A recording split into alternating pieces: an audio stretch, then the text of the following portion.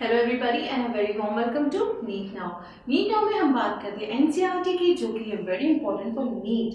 तो फटाफट सब्सक्राइब कर लीजिए, बेल आइकन प्रेस कर लीजिए ताकि जब भी नया वीडियो आए आप तक नोटिफिकेशन आ जाए। Also join in online classes, number नीचे स्क्रॉल हो रहा है। बहरहाल आज हम बात करने वाले हैं बायोलॉजिकल क्लासिफिकेशन की। एक थोड़ा सा रैंडम टॉपिक नहीं है बट वेरी इंपॉर्टेंट, जहाँ पे बच्चों को जनरली कंफ्यूजन रहता है कि कौन सी चीज़ क्या चीज़ कैसे मैनेज करनी है। इन दो में हमेशा हमेशा डिफरेंसेस जो हैं वो पता करना बहुत ज़्यादा बच्चों के लिए कंफ्यूजन वाला होता है। तो ये दो किंगडम जिनकी हम बात कर रहे हैं वो है मोनेरा एंड प्रोटिस्टा। जब आर.एच. विटेकर ने 1969 में हमें 5 किंगडम क्लासिफिकेशन दी, उन्होंने हमें पहला किंगडम दिया मोनेरा, दूसरा किंगडम दिया हमें प्रोटिस्टा। अब ये दोनों किंगडम जहाँ बहुत सारी चीज़ें सेम लिए हुए हैं, वहीं पे बेसिक चीज़ें कुछ डिफरेंस है। अब अगर इतनी सारी चीज़ें सिमिलर हैं तो व्हाट वाज द नीड कि इनको दोनों को अलग अलग किंगडम्स बनाया जाए? क्या सिर्फ सेल टाइप पे? ऑब्वियस ही बात है कि अगर आप एक चीज कम कर सकते हैं तो आपको कम करनी चाहिए। आपने तो और ज्यादा कंफ्यूजन बढ़ा दी। Did R.H. Whittaker think of this? No. He thought कि मैं किस तरीके से सबसे ज्यादा कंफ्यूजन दूर कर सकता हूँ। अब प्रॉब्लम क्या होती है? प्रॉब्लम ये होती है कि आप लोग ठीक से पढ़ते नहीं हैं, तो उस वजह से आपको कंफ्यूजन पैदा हो जाता है। अब अगर हम बात करें बेसिक जो उन्होंने डिफरेंसेस, पॉइंट ऑफ डिफरेंसेस, या ये कह लीजिए कि पॉइंट ऑफ जिन पॉइंट्स पे बेसिकली उन्होंने हर एक ग्रुप में कैरेक्टरिस्टिक्स डाली थी वो देखते हैं। सबसे पहला था आपका cell type, cell wall, next was your nuclear membrane, further आपका बॉडी ऑर्गेनाइजेशन, और लास्टली न्यूट्रिशन मोड या मोड ऑफ न्यूट्रिशन। राइट, इन्हीं पॉइंट्स पे इन्होंने पांचों किंगडम के बीच में हमें डिफरेंसेस दिए हैं, जो आपका चार्ट है एक प्रॉपर एनसीईआरटी में जो आपको दिख सकता है। अब अगर मैं यहाँ बात करूँ मोनेरा और प्रोटिस्टा की, पहले हम लोग सिर्फ इनका बेसिक एक देख लेते हैं। पूरा चार्ट तो बहुत सारी चीजों से भरा है, इस समय हम सिर्फ मोनेरा और प्रोटिस्टा की बात कर रहे हैं। ठीक है, मोनेरा में सेल टाइप है आपका prokaryote,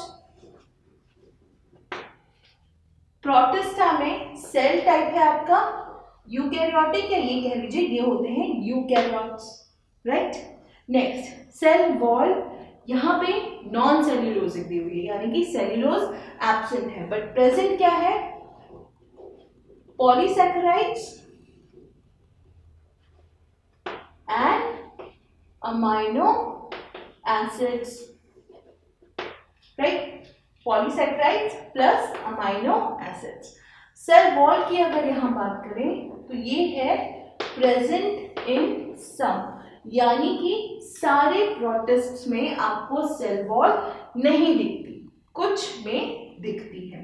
next is your nuclear membrane. Obviously prokaryotic cell है तो यहाँ होगी एब्सेंट और यहाँ होगी present. Right, next body organisation, दोनों का सेल्यूलर है, सेल्यूलर ऑल्सो सेल्यूलर। राइट, ये भी सेल्यूलर, ये भी सेल्यूलर। न्यूट्रिशन मोड यहाँ पे है ऑटोट्रॉफिक एंड हेटेरोट्रॉफिक। वहीं अगर मैं प्रोटिस्टा की बात करूं, प्रोटिस्टा में भी सेम चीज है, ऑटोट्रॉफिक एंड हेटेरोट्रॉफिक। अब अगर हम देखें ओवरऑल, अगर मैं ओवरऑल देखूं तो यहाँ पे तो बहुत सारी चीजें सिमिलर है।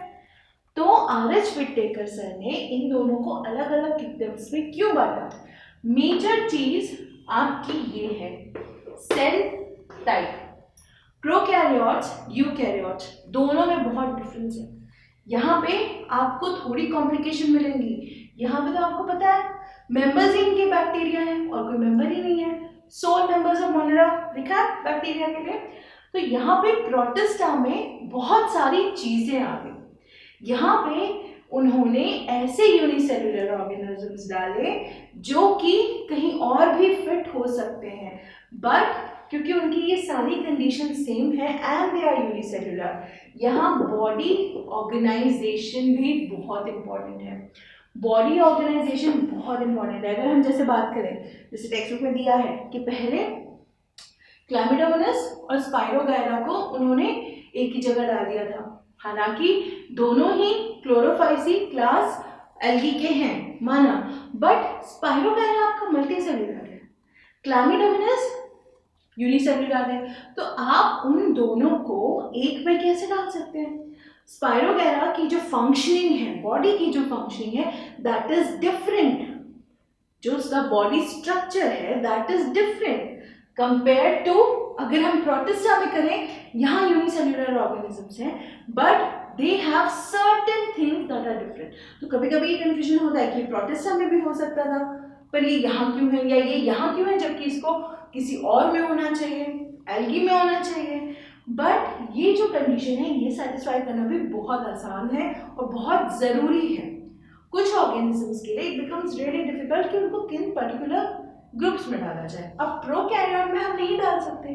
जो लीनियस के टाइम पे, जो टू किंगडम क्लासिफिकेशन के टाइम पे हमने पढ़ा था, प्रॉब्लम यही हो रही थी कि प्रोकैरियोट्स यूकैरियोट्स में कोई डिफरेंशिएशन नहीं था, यूनिसेल्युलर मल्टीसेल्युलर में कोई डिफरेंशिएशन नहीं था। उन्होंने तो 2 किंगडम बना दिए, एनिमल प्लांट खत्म। This is going to be resolve, ये और ज़्यादा होगा, हो सकता है जैसे जैसे हम आगे बढ़ेंगे विद इन नेक्स्ट डिकेड्स आपको और 6-7 किंगडम ऐड हो जाए, यू नेवर नो। अभी भी स्पीशीज हम ढूंढ ही रहे हैं, अभी भी स्पीशीज हम पता ही कर रहे हैं, तो हम ये नहीं कह सकते अलग अलग और किंगडम्स हो सकता है बने, हो सकता है इसके कुछ मेंबर्स कहीं और शिफ्ट हो जाए और पता चले कि जो कुछ प्रोकैरियोट्स है वो एक्चुअली यूकैरियोट्स है। जैसे जैसे एडवांसमेंट्स होती जा रही हैं हमारी साइंस में, वैसे वैसे हम आगे बढ़ते जा रहे हैं, एंड वैसे वैसे it is very important that we come to an understanding कि क्या डिफरेंशिएशन पॉइंट है। अगर मैं आपको कह दूँ, रट्टा मार दो कि ये मोनेरा है, ये प्रोटिस्टा है, it is not going to help. आपको डिफरेंशिएशन यहाँ पता होना चाहिए। वो पता कब होगा? जब आपको प्रोकैरियोट और यूकैरियोट में फर्क पता होगा। न्यूक्लियर मेम्ब्रेन मोनेरा में क्यों एब्सेंट है? क्यों? Because it is a prokaryotic cell, यहाँ पे प्रेजेंट है। अब अगर मुझे सिंपल सी चीज, मुझे पता है कि प्रोकैरियोट है और मेरे दिमाग में क्लियर है कि प्रोकैरियोट्स में क्या होता है, प्रोकैरियोटिक सेल कैसा दिखता है, प्रोकैरियोटिक सेल कैसा होता है, तो obviously I will be able to understand, यहाँ अमीबा क्यों है, यहाँ पैरामीशियम क्यों है, क्यों पूछना स्टार्ट करिए जस्ट बिकॉज आपके टीचर ने या मैंने कह दिया कि ऐसा होता है, नहीं। You have to answer, you have to find answers to all these things कि why does it happen। रटना छोड़ दीजिए, रटने से नहीं हो पाएगा, समझेंगे क्लियर हो जाएगा। अब मोनेरा है, ठीक है, मैं बैक्टीरिया पढ़ रही हूँ, अगर मुझे मोनेरा किंगडम की ये 5 चीज़ें पता है तो क्या मुझे बैक्टीरिया को पढ़ने में ज़्यादा एफर्ट लगानी होगी? ऑब्वियसली नॉट, ऑब्वियसली नॉट, क्योंकि मुझे पता है मोनेरा का सेल टाइप प्रोकैरियोटिक है, सेल वॉल कैसी है उनकी, पॉलीसैकेराइड अमीनो एसिड्स है, स्ट्रॉन्ग है। अब स्ट्रॉन्ग है तो वो शायद बहुत ज़्यादा हार्श एनवायरनमेंट्स में अपने आप को अच्छे से कैरी कर सकते हैं, बहुत ज़्यादा एक्सट्रीम एनवायरनमेंट्स में भी अपने आप को कैरी कर सकते हैं। वॉल की वजह से मुझे पता चल गया। Next is your nuclear membrane, क्योंकि ये प्रोकैरियोट है, न्यूक्लियर मेम्ब्रेन एब्सेंट है। Clear? Body organisation prokaryote, unicellular, cellular. Next nutrition mode, अगर यहाँ पे हम बात करें बैक्टीरिया की, प्रोकैरियोट्स की, ऑटोट्रॉफ्स भी होंगे, हेटेरोट्रॉफ्स भी होंगे। ऑटोट्रॉफ्स है तो यानी कि जो बैक्टीरिया वो अपना खाना खुद बनाते हैं, किस तरीके से? फोटोसिंथेटिक और आपके कीमोसिंथेटिक। हेटेरोट्रॉफ्स आपको पता ही है। तो इस तरीके से जितना ज़्यादा ये वाला टेबल स्टडी करेंगे, जितना ज़्यादा आपको 2 किंगडम में डिफ्रेंशिएशन पता होगा, आपके लिए उनके जो एग्जाम्पल्स हैं, उनके जो फर्दर जो डिविजन्स हैं, उनको होल्ड करना बहुत आसान हो जाएगा। And that is only possible if you are going to put in extra efforts, if you are going to put in कि ये मैं कैसे समझूं रादर देन रटना। इन दोनों के बीच में डिफ्रेंशिएशन बहुत ज़्यादा नहीं है हालांकि, बट मुझे पता है प्रोटिस्टा में यूनिसेल्युलर एनिमल्स हैं और इसीलिए क्लैमिडोमोनास स्पाइरोगायरा के साथ नहीं है, वो यहाँ है, तब मेरे लिए चीज़ें क्लियर होंगी, मेरे लिए चीज़ें रट के क्लियर नहीं होंगी। तो इसीलिए थोड़ा सा समझने की शुरुआत करिए। अभी थोड़ा टाइम है। वी आर होपिंग कि इस बार भी नीट पोस्टपोन होगा because of the sad conditions. अभी एग्जाम्स ही अगर क्लास 12 के नहीं होंगे तो नीट कहाँ से होगा, यू नेवर नो। बट अपनी तैयारी तो करनी है। इसी हिसाब से, इसी तरीकों से अपने आप से क्वेश्चंस पूछना शुरू करिए, अपने टीचर्स से क्वेश्चन पूछना शुरू करिए। If you are not able to understand, you will not be able to answer. So that is why it's very necessary कि छोटी छोटी चीज़ें जो हैं किस तरीके से पढ़ी जाए। जैसे 3 इडियट्स में रैंचो कहता है किस तरीके से पढ़ी जाए, किस तरीके से पढ़ाया जाए, वो फैक्टर है यहाँ पे। पढ़ना शुरू करिए, सोचना शुरू करिए। सिर्फ क्वेश्चन सॉल्व करे जा रहे हैं उससे नहीं होगा।